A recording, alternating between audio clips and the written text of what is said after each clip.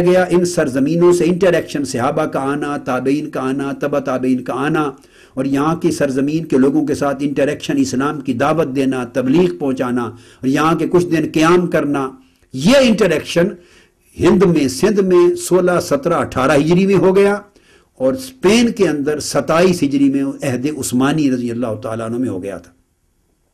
تو اسی سیدنا عثمان غنی ہی کے دور خلافت میں 29 ہجری میں آپ نے خط دے کر چائنا کے بادشاہ کی طرف اسلام کی دعوت بھیجی ہے۔ تو اسلام کا انٹریکشن چائنا کے ساتھ 29 ہجری میں سیدنا عثمان غنی کے دور میں ہو گیا۔ اور لاہور میں چونکہ بات چھڑ گئی، میرے موضوع سے ہٹ پر تھی لیکن سننے والوں کے لیے چونکہ دلچسپی کا باعث ہے، اور لاہور میں مسلمان افواج کا، صحابہ اور تابعین دونوں، ان کی افواج کی پہلی انٹری 41 ہجری میں ہوئی ہے۔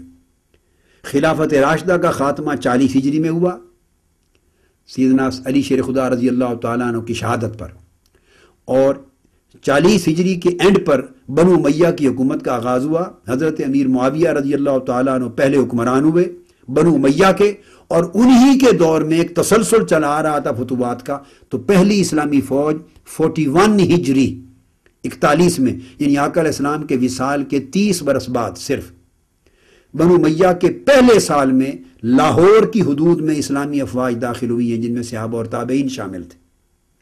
فتوحات نہیں ہو سکی، واپس چلی گئے۔ تو میں بات کر رہا ہوں انٹریکشن، کس کس خطے سے انٹریکشن کب ہوا۔ اسی طرح سینٹرل ایشین اسٹیٹ میں بھی اسی زمانے میں ہو گیا۔ تو عرض یہ کر رہا تھا کہ یہ حضور علیہ الصلوۃ والسلام کے زمانہ اقدس میں چائنا کا انٹریکشن نہیں تھا۔ تو آپ نے اگر مسافت کا ذکر کرنا تھا، دوری کا، تو افریقہ کے لوگ آ کے، حبشہ سے لوگ آئے تھے تو افریقہ کا ذکر کر دیتے، حبشہ کا ذکر کر دیتے۔ پسماندگی میں تو سارے ملک اس وقت برابر تھے، کوئی چائنا ایڈوانسڈ کنٹری تو نہیں تھا آج کی طرح۔ جو افریقہ کا حال تھا وہ چائنا کا حال تھا۔ ہند کا ذکر کر دیتے، سندھ کا ذکر کر دیتے آقا علیہ السلام۔ تو مسافت کے لیے تو کسی بھی ملک کا ذکر کیا جا سکتا تھا۔ مصر معروف تھا، شام معروف تھا، بابل معروف تھا، وہاں تو انبیاء بھی ہو گزرے تھے، تو مسافت کے لیے کسی ملک کا ذکر کر دیتے۔ مگر ایک ایسے ملک کا نام لیا جہاں انبیاء مبعوث نہیں ہوئے، اپیرنٹلی، ظاہری علم کے مطابق، ویسے واللہ عالم بالصواب۔ قرآن کا یہ بھی قاعدہ ہے، اللہ پاک نے فرمایا کہ کوئی قوم ایسی نہیں جس کی طرف ہم نے ڈر سنانے والا نہ بھیجا ہو۔ جب اس اصول کو دیکھتے ہیں تو یہ قاعدہ کہتا ہے کہ روئے زمین کا کوئی ملک اور کوئی خطہ اور کوئی قوم ایسی نہیں بچی ہوگی جہاں انبیاء نہیں آئے اور رسول نہیں آئے، مگر تاریخ میں اب ان کا تذکرہ محفوظ نہیں ہے۔ بعد ازاں نام بھی مختلف رکھے گئے، کیا خبر کیا نام حقیقت میں تھا، کتنے نام بدل گئے، چونکہ ہسٹری جو پری ہسٹورک پیریڈ کی محفوظ نہیں ہے، اس لیے ہم کیٹیگوریکلی کچھ نہیں کہہ سکتے، نہ اقرار نہ انکار۔ تو میرا کہنے کا مقصد یہ تھا کہ جب آقا علیہ السلام نے چائنا کا نام لیا تو محض مسافت کی وجہ سے نہیں لیا، وہ بھی نگاہ نبوت دیکھ رہی تھی کہ آنے والے وقت میں چائنا اس پسماندگی میں آنے والے وقت میں چائنا ترقی کرے گا، ٹیکنالوجی میں ایڈوانسمنٹ ہوگی، اور یہ کہ جو خطہ عالم اسلام کا ہوگا اس کے قریب تر بھی ہوگا۔ یہ میرا اپنا ذہن ہے، ایک وجدانی بات ہے جو کہہ رہا ہوں۔ عالم اسلام کا جو موسٹلی ملک ہیں ایشیا میں، جو بنیاد ہے اسلام کی، سرزمین عرب ایشیا میں، اور ایشین کنٹریز اور سارا ایشیا، اور چائنا ہوگا بھی ایشیا میں، وہ بھی ایشیا میں تھا، وہ کانٹیننٹ ہے۔ تو اشارہ یہ دیا کہ یہاں جانا ایزی ہوگا، اور شریعت تو وہاں شریعت کا مرکز نہیں ہے۔ تو مطلوب یہ تھا کہ خاص سائنس کا علم لو، ٹیکنالوجی کا علم لو، تجارت کا علم لو، ٹریڈ کا لو، کامرس کا لو۔ آج چائنا اپنی ٹریڈ اور کامرس کے ذریعے پوری ویسٹرن ورلڈ کو ہی آگے لگا رہا ہے، دھکیل رہا ہے۔ ہر جگہ دنیا کی، مغربی دنیا کی مارکیٹ چائنیز مصنوعات کے ساتھ بھر گئی ہیں۔ تو کوئی حکمت تو ہوگی جس میں آقا علیہ السلام نے فرمایا اطلب العلم ولو کان بالصین، سستی ٹریڈ ہے، اس کی سستی پروڈکشن ہے، سستی ٹیکنالوجی ہے، اور وہ دنیا کی ساری مہنگی ٹیکنالوجی کو آگے لگا رہا ہے۔ تو مقصد یہ بھی ہو سکتا ہے کہ میری امت اگر کم وسائل کے لوگ ہوں گے تو ان سے ٹیکنالوجی سیکھنا، کہ کم وسائل میں رہ کر ٹیکنالوجی کی ایڈوانسمنٹ کیسے ہو سکتی۔ خیر، مقصود بات کا یہ ہے کہ علم جب بات کی جاتی ہے تو علم میں فقط علوم شریعت شامل نہیں ہے، سائنس، ٹیکنالوجی کے اور دنیاوی تمام علوم شامل ہیں۔ لہٰذا جب قرآن نے یہ کہا الذین یعلمون والذین لا یعلمون، علم رکھنے والے اور علم نہ رکھنے والے کیا یہ دو برابر ہو سکتے ہیں؟ تو اس میں سائنس اور ٹیکنالوجی کا علم رکھنے والے بھی شامل ہو گئے۔ تو اب اس کا اطلاق کریں آقا علیہ السلام کے علم نبوت پر کہ آج جو جتنی جدید علوم ترقی پذیر ہوتے جائیں گے، تو اگر یہ تصور کر لیا جائے کہ یہ علم نبوت میں شامل نہیں، یا آقا علیہ السلام کو ان کے اصول کا علم نہ تھا، تو پھر تو اس میدان میں علم رکھنے والے ایک فیلڈ میں علم نبوت سے بڑھ گئے۔ ایسا نہیں ہو سکتا، چونکہ علمہ کا ما لم تکن تعلم میں علمک، اس کے عموم میں ما لم تکن، اس کے عموم میں تمام علوم آ جاتے ہیں۔ اور پھر انشاءاللہ آگے شاید کسی نشست میں ذکر کروں گا کہ آقا علیہ السلام نے اگر چاہیں کہ اس سے صرف حضور علیہ السلام کے علوم وسیع ہیں، علوم شرعی معاملات میں، احکام شریعت میں اور آخرت میں، امر و نہی میں، اگر اس پہ آپ اس کو کنفائن اور محدود کرنا چاہیں تو غلط ہوگا، اس لیے کہ آقا علیہ السلام نے وہ علوم بتائے ہیں پیشین گوئیوں میں جا کے جو پیورلی سائنٹیفک ہیں، جو ٹیکنالوجی کے علوم ہیں، الیکٹرانکس سے ریلیٹڈ ہیں، جینیٹک انجینئرنگ، جینیٹک سائنس سے ریلیٹڈ ہیں، ان علوم کا ذکر کیا ہے جن کا تعلق فزکس کے ساتھ ہے۔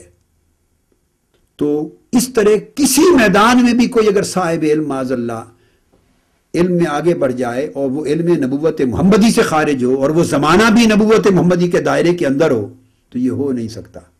تو گویا آقا علیہ السلام کا ہر دور کے ہر صاحب علم پر علم نبوت محمدی فائق اور فوق ہے، غالب ہے، افضل ہے، کیونکہ اس سے پھر افضلیت میں شک آتا ہے۔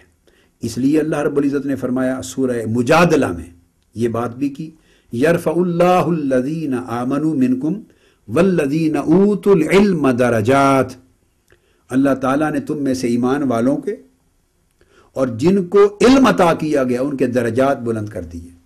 تو باری تعالیٰ نے گویا درجات کی بلندی کے دو بیسز بیان کیے، ایک ایمان اور ایک علم۔ اور یاد رکھ لیں چونکہ میں نے عرض کیا کہ علم کو فقط علوم شریعت سے مشروط نہیں کیا جا سکتا، یہ قرآن کی پہلی وحی میں بیان کردہ اصول کے خلاف ہو جائے گی بات، کہ پہلی وحی جس میں علم کا بیان آیا، مضمون علم، وہ یہ تھا اعوذ باللہ من الشیطان الرجیم، اقرأ بسم ربک الذی خلق، یہ علم توحید تھا، علم شریعت تھا، علم دین تھا۔ اور پھر خلق الانسان من علق، اور انسان کا علق سے، اس نعم مادر کے معلق وجود سے پیدا کیا جانا، یہ تو پیورلی ایمبریالوجی کا علم ہے۔ تو آپ نے دیکھا ایک فن بتایا علم شریعت، ایک بتایا سائنس ایمبریالوجی کا علم، خلق الانسان من علق۔ اور پھر قرآن مجید میں جا بجا جب دوسرے علوم بیان کیے ہیں تخلیق انسانی کے اور تخلیق کائنات کے، ان السماوات والارض کانتا رتقا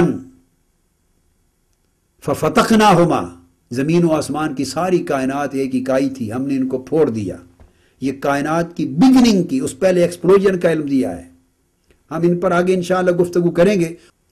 تو پہاڑوں کی تخلیق کا ذکر ہے، جب قرآن بیان کرتا ہے کہ پوری زمین کے اوپر پانی تھا اور حیات کا اور زندگی کا ابتدا پانی سے ہوئی، انسان کی کیمیکل ایوولوشن بیان کرتا ہے، جب اللہ تعالیٰ نباتیاتی علوم کو بیان کرتا ہے قرآن میں، جب تمام چیزیں بیان کرتا ہے جو سائنٹیفک ہیں، تو وہ تو علوم شریعت نہیں ہیں۔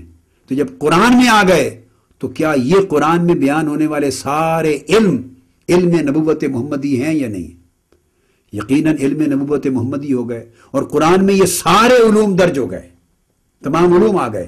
تو پتہ چلا کہ تمام علوم کی جتنی اصناف و اقسام ہیں اور اجناس ہیں وہ علم نبوت محمدی کے دائرے کے اندر ہیں۔ اللہ رب العزت نے اس لیے آپ کو علم محیط عطا کیا ہے۔ تو اب یہ جو ارشاد فرمایا کہ ایک اہل ایمان کا درجہ بلند ہوتا ہے اور دوسرا ان کا درجہ بلند ہوتا ہے جو صاحبان علم ہیں۔ ایمان میں تو کوئی نبوت نبی کے ایمان کے برابر نہیں ہو سکتا، اور اگر معاذ اللہ علم میں کوئی بڑھ جائے تو پھر کیا ہوگا؟ لہذا طے کرنا ہوگا جس طرح ایمان میں نبی سے کوئی بڑھ نہیں سکتا، اس طرح پوری کائنات انسانی میں علم میں بھی، کسی میدان کے علم میں بھی کوئی نبی سے بڑھ نہیں سکتا۔ یہ الگ بات ہے کہ اس کا کتنا اظہار آقا علیہ السلام فرمائے، اظہار ان علوم کا کرتے ہیں جن کے لیے عوام مکلف ہیں، جن کی جتنی ضرورت ہوتی ہے۔ کبھی موجزانہ طور پر، پھر آگے چونکہ